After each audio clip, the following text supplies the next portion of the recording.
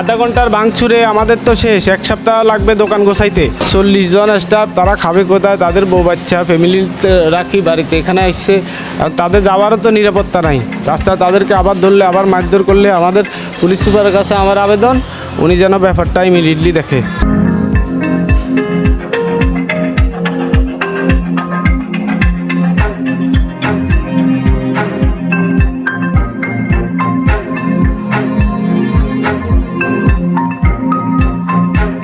গতকালকে রাত্রে 2:30টার দিকে আসি, মুখোশটারি 15-16 জন আসি, পাতারি সব কিছু ভাঙি ফেলেছে।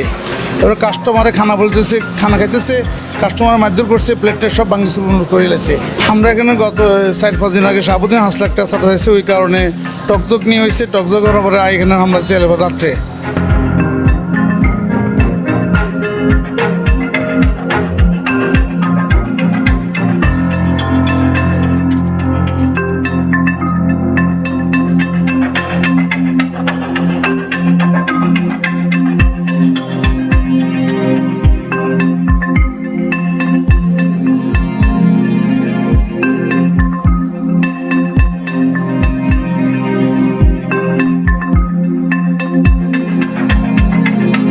আমার পাশের দোকানে হামলা করে বা হামলাতে আগুন টাগুন ধরাইতে, এটা আমার দোকানেও চলে যেত।